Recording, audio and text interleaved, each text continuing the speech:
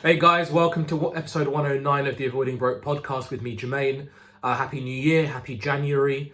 And today we're going to be talking about how the rich think ahead, think longer term in order to make the best financial decisions they can. And why, for us normal, regular people going about our day to day, how we can use some of that longer term thinking and decision making to really help us, certainly at least for this year. So when you look at some of the behaviours of wealthier people, listen carefully to how they talk. And they're often going to be talking in periods of times that are many, many years long. So when they talk about their plans, they're going to be talking about 5-year plans, 10-year plans, 20-year plans, or even longer. And the way they make their decisions has got a much longer time horizon in mind. Now, when you look at the majority of people in the world, many people in reality are living day to day, particularly in less developed economies, particularly in poorer parts of the world. They think about their budget, they think about their bills, they think about their ability to eat on a day-to-day basis. Certainly in the West, in the more developed world, people live on a more week-by-week or month-to-month basis. And so there's a really big disparity.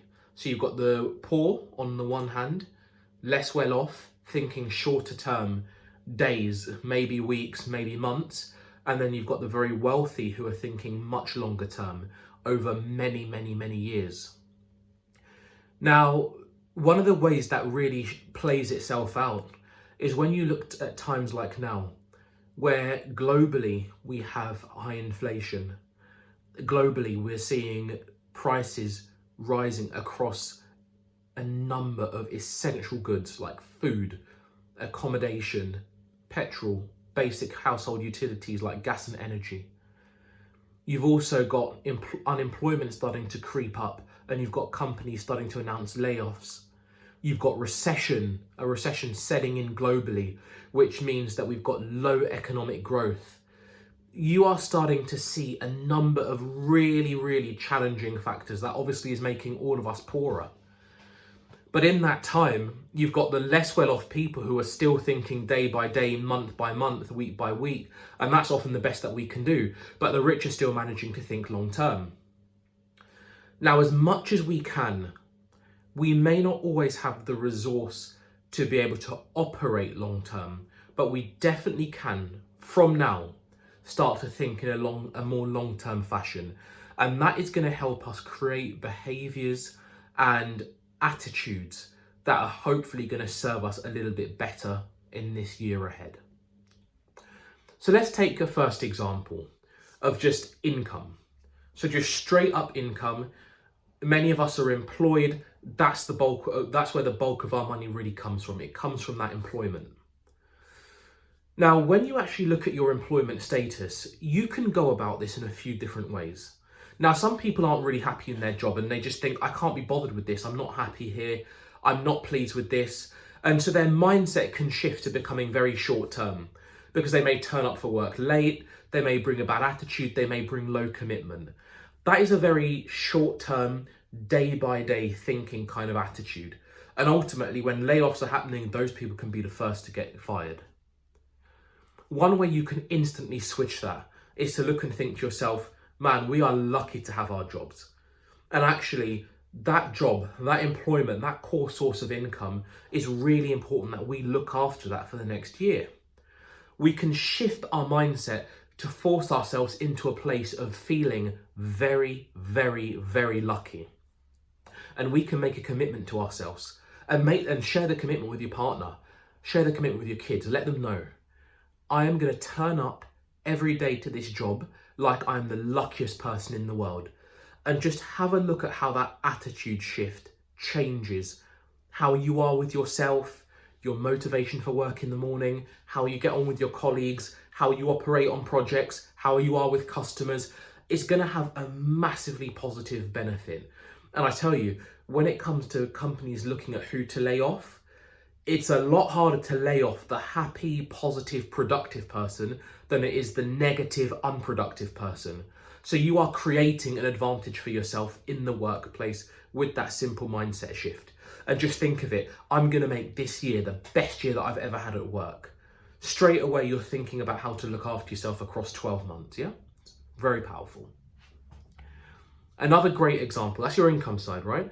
Another great example to look at is your cost side. So when you look at cost, I'm really here thinking about what are the key things that you spend your money on a day-to-day, month-by-month, week-by-week basis. Like, what are the key things? Now, for some of us, there are some non-negotiables that you can't really get around. So if you buy food on a day-to-day or week-by-week basis, you can't really change it. Similarly, how you heat your home, the electricity that you need, you can't change much on a day-by-day or week-by-week basis. But you may have some other interesting things when you look at your monthly commitment on things like your often high cost mobile phone spend. That can definitely get up into the £50, $50 kind of range. Or when you start thinking about your internet bills, when you start thinking about car finance, these are the very common, very obvious leaks that you have.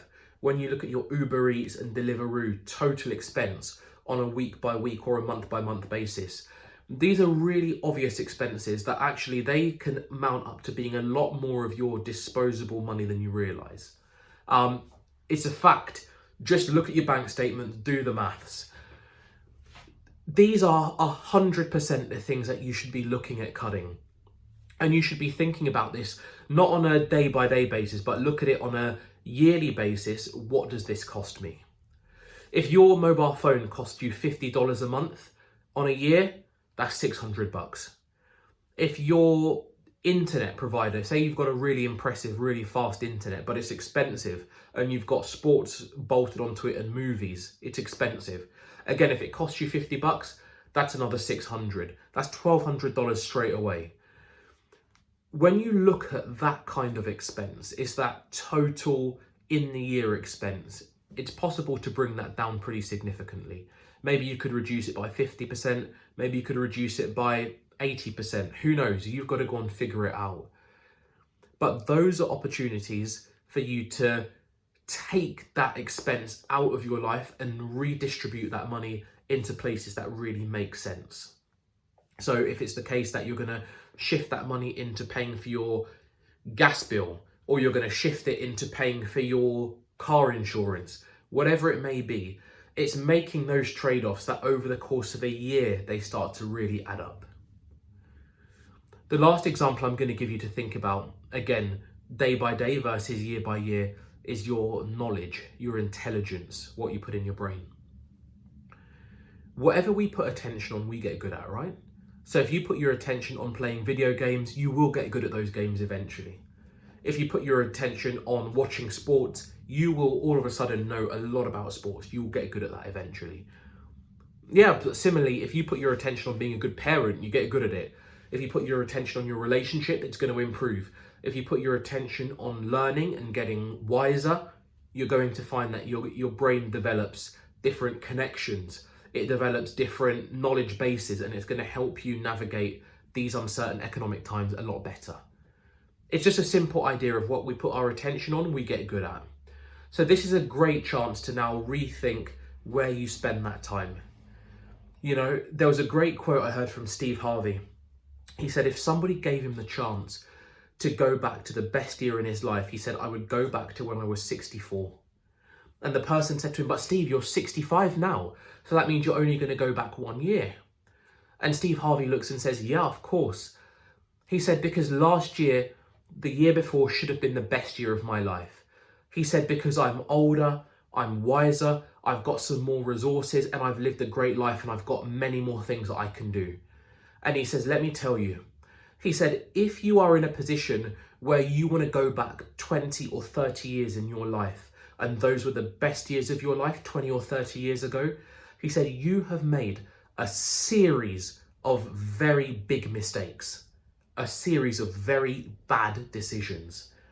He said, I do not ever want to be in a position where my best years were 20 or 30 years ago. He said, every year that I live should be the best year on record. And when I look back, I should go only 1 year back to find the best year that I've lived so far. take that amazing idea and that amazing concept away. We do not want to look back many, many years ago as the best years of our life, because it means that we have made a series of really bad mistakes. We want to try to make sure that the year we're living right now ends up being the best year of our life, and we don't look back any further than a year for when that best year was. And so when you look at your knowledge, your learning, your commitment to developing, it's a great decision to make to help you make that year the best year. It's something no one can take from you, but it's something that you take into every moment, every interaction, every situation, and it helps you figure out how to bring yourself forward. You know, arguably, video games won't help you with it, movies won't help you, series won't help you, sports won't help you, but your knowledge and your ability to think through this economy, your own personal development, how you parent, your relationships, how you get on with your parents, all of these things, they can genuinely make the difference. And as a result, they're arguably the things that you should be spending great time on and committing to. Okay, guys, there you have it. When you look at the difference between the rich and the poor, one of the big things is how they look at time in a different way. The poorer individuals in society, we often have to live day by day, week by week, month by month. And we often make our decisions in that way. The wealthier, they think longer term. They think in multiples of years. If we can shift how we think to think in multiples of years, we can unlock a different range of possibilities in our life. And we can just start in a really simple way by looking at our income in a year by year kind of way. Thinking about our costs, our expenses in life in a year by year kind of way, and thinking about our personal development in a year by year kind of way. They're three just really easy ways for us to get started. And we can take the model and we can look at everything we do in that way. That's a great thing. But we can just start simply and we can build from there. And I think if you start just looking now by finding at least one shift in your attitude at work towards making this the most productive year at work of your life. Find one expense in your life that you can straight away reduce by at least 20% to try and save money and redirect that money towards your savings even. That's going to be a massive improvement. And if you can find one positive habit, one positive thing you're going to start learning about, or, you know, even if it's just as simple as watching one educational YouTube video every single day, just about an educational topic to help your personal development. That will be a brilliant way for you to start a much more positive, empowering development journey, which I think is going to help everybody for the whole of this year coming. Okay, guys, look, thanks for being with me. And if you've enjoyed the video, please drop a like. Please leave a comment with any great commitments that you're making to your own personal development. And I look forward to being with you next week. Thanks, guys. Till then, see you soon. Bye.